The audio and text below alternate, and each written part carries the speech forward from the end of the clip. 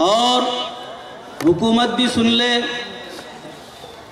اور بھی جو ہے جس مذہب سے بھی جو تعلق رکھتا ہے وہ بھی سن لے کہ جس طرح اللہ نے آسمان بنایا سب انسان اس پر متفق ہے، جس طرح زمین اللہ نے بنایا اس پر بھی سارے انسان متفق ہے، چاند، سورج، ستارے، سیارے، پہاڑ، سمندر سب اللہ کے بنائے ہوئے ہیں اور سب اس سے فائدہ حاصل کر رہے ہیں۔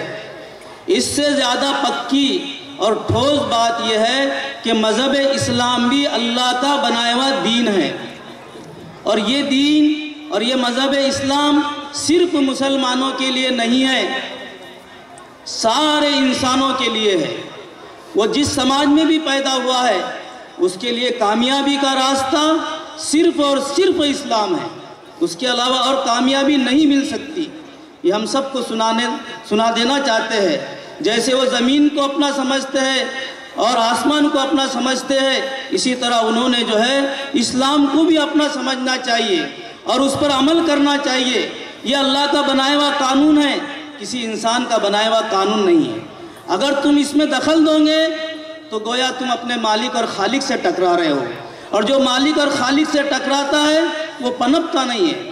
اللہ تعالیٰ جب تک جائیں گے ڈھیل دیں گے، اس کے وہاں موقع دیے جاتے ہیں، لیکن جس وقت اللہ تانیں گے تو پھر میرے بھائیو دوستو جو اللہ کے شریعت سے ٹکرا رہا ہے ان کو چھٹی کا دودھ یاد آ جائے گا۔ اس لیے ہم ببانگ دہل کہتے ہیں کہ شریعت سے مت ٹکراؤ، اس کے اندر دخل مت دو، یہ تم اپنے ہاتھ سے اپنے پیروں پر کراڑی مار رہے ہو۔ میرے بھائیو دوستو دوسری بات یہ ہے کہ یہ شریعت اور یہ اسلام ان بھائیوں تک پہنچانا ہماری ذمہ داری بھی ہے۔ قرآن کریم ہمارے پیدائش کا مقصد بتاتا ہے اخرجت للناس، کہ ہم نے تم کو انسانوں کے بھلائی کے لیے پیدا کیا ہے، بھلائی پہنچانے کے لیے پیدا کیا ہے۔ میرے بھائیو دوستو اس سے بڑی کوئی بھلائی نہیں ہو سکتی کہ ہم وہ انسان جو ایمان سے محروم ہیں ان تک اللہ کا کلمہ پہنچائے، اللہ کا پیغام پہنچائے اور ان کو اپنے سچے مالک اور خالق سے واقف کرائے۔ اس سے بڑی کوئی اور بھلائی نہیں ہو سکتی ہے۔ اس لیے کہ میرے بھائیوں کسی انسان کا بغیر ایمان کے مر جانا، کسی انسان کا بغیر ایمان کے مر جانا، اس سے بڑا حادثہ نہ آسمانوں میں ہو سکتا ہے، نہ زمینوں میں ہو سکتا ہے، نہ آسمان و زمین کے درمیان میں ہو سکتا ہے۔ اس لیے کہ ہمارا ایمان اور عقیدہ ہے کہ جو بغیر ایمان کے مرا وہ ہمیشہ کی جہنم میں جائے گا، کبھی بھی اس سے نہیں نکلے گا۔ خالدین فیہا ابدا، قرآن کہتا ہے ہمیشہ کی جہنم میں جائے گا، کبھی نہیں نکلے گا۔ میرے بھائیو دوستو حضور پاک صلی اللہ علیہ وسلم کے سامنے یہ منظر تھا کہ یہ میرے امتی اگر بغیر کلمے کے گئے تو ہمیشہ کی جہنم میں جائیں گے۔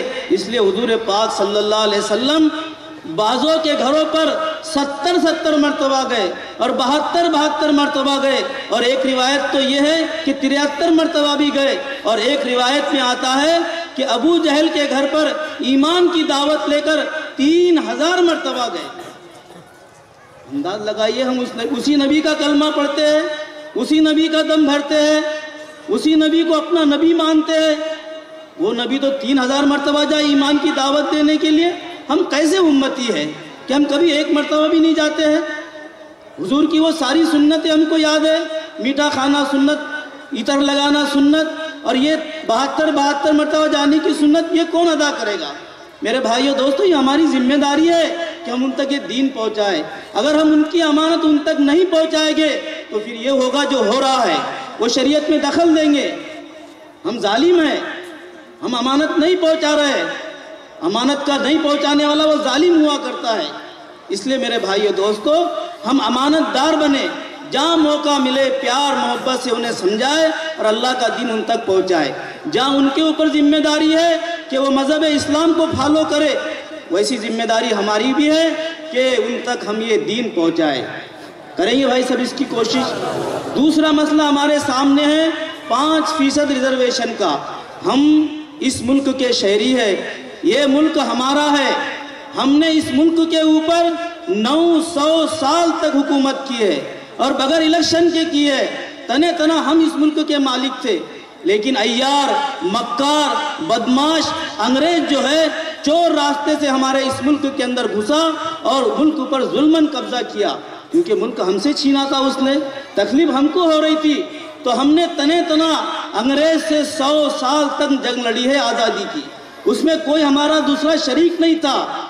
اور آپ کو معلوم ہونا چاہیے کہ اس ملک کو آزاد کرنے کے لیے ہم ایمان والوں نے 7 لاکھ انسانوں کی قربانی دی، وہ 7 لاکھ شہید ہونے والے مسلمان تھے، اور آپ کو معلوم ہونا چاہیے کہ ان 7 لاکھ میں سے 51,000 علماء اکرام تھے جنہوں نے جام شہادت نوش کیا، اس کے بعد میں اس ملک کو آزادی ملی۔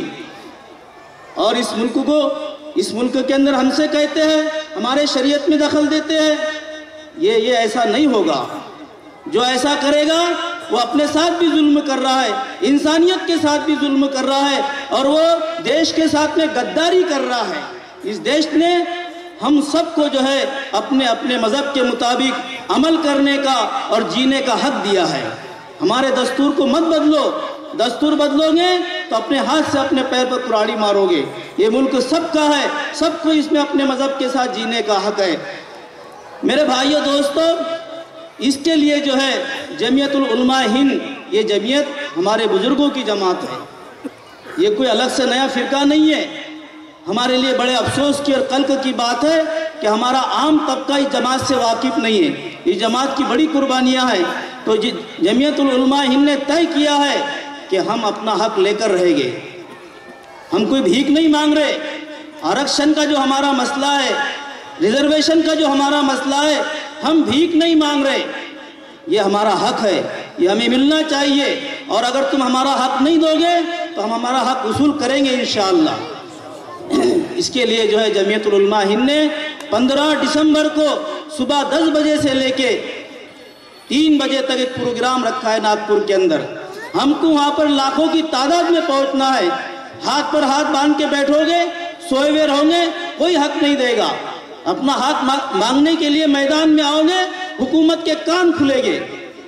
ہم کو یہاں پر ایسے 20-25 یا 1000-2000 نہیں ہے، الحمدللہ ہم اس ملک میں 25 کروڑ کی تعداد کے اندر ہے، اس لیے ہم کہتے ہیں کہ ہمارا جو حق ہے وہ ہم کو دو۔ میرے بھائیو، ریزرویشن کیا ہے؟ ریزرویشن جو ہے اگر یہ ہم کو مل جائے ہماری نسلوں کا بڑا فائدہ ہوگا۔ آندھرا پردیش کی حکومت نے مسلمانوں کو صرف 4% ریزرویشن دیا ہے، 10 سال کے اندر مسلمانوں کے بچوں نے اس سے جو ہے 10 لاکھ بچوں نے فائدہ اٹھایا ہے۔ کوئی انجینئر بنا، کوئی ڈاکٹر بنا، کوئی ماسٹر بنا، کوئی پروفیسر، کوئی MBBS ڈاکٹر۔ 2700 بچے، 2700 بچے MBBS ڈاکٹر بنے آندھرا کے اندر۔ آپ کو معلوم ہونا چاہیے کہ ہمارے ملک کے اندر کوئی بچہ MBBS کرنا چاہتا ہے تو اس کو 1 کروڑ سے بھی زیادہ خرچہ آتا ہے۔ آندھرا کے اندر کتنا خرچہ آتا ہے MBBS بننے کا؟ صرف 36,000 روپے۔ یہ چاہیے کہ نہیں چاہیے آپ کو آرکشن اور ریزرویشن؟ اس کے لیے جو ہے ہم کو اپنی آواز بلند کرنا پڑیں گی، احتجاج کرنا پڑے گا، حکومت کے کان کھولنے پڑیں گے، تب دوستو ہمارا حق ملے گا۔ مجھے امید ہے کہ 15 دسمبر کو ہم یہاں سے ہزاروں کی تعداد میں اس کے اندر پہنچیں گے بھائی۔ خوب گاڑیاں کرنا ہے اور امن سکون کے ساتھ میں، جیسے ہمارے بڑے ترتیب بتائیں گے اس کے مطابق، ہمارے طرف سے کوئی نعرہ نہ ہو، کوئی بد نظمی نہ ہو، سکون کے ساتھ میں ہم چلتے رہے۔ جو اس کے منتظمین ہیں وہ اپنے اعتبار سے سارا سیٹ کریں گے، اور کیونکہ ناگپور ہم سے قریب ہے اس لیے ہم کو جو ہے یہاں سے زیادہ پہنچنا ہے۔ جو دور کے اضلاع ہے ان کے لیے پہنچنا ذرا مشکل ہے۔ ہمارے جو ذمہ دار ہے جمعیت العلماء کے، انہوں نے ہمارے 4 ضلعوں کو ٹارگٹ بنایا ہے، اکولا، امراوتی، بلٹانا، یوتمال، واشم۔ اس لیے ہم کو یہاں سے لاکھوں کی تعداد میں پہنچ کر اپنا مجمع وہاں دکھانا ہے۔ یہ جمہوری ملک ہے، یہاں پر سر گنے جاتے ہیں، جتنے تعداد میں ہم زیادہ پہنچیں گے انشاءاللہ اتنا اثر پڑے گا۔ اب اس کے بعد میں جو ہے ہمارے جو معزز مہمان جو بڑی دور سے تشریف لائے ہیں ان کا ہم خطاب عام سنیں گے۔ اس کے لیے میں گزارش کرتا ہوں کہ ہمارے الاؤنسر صاحب حضرت کو آواز دیں۔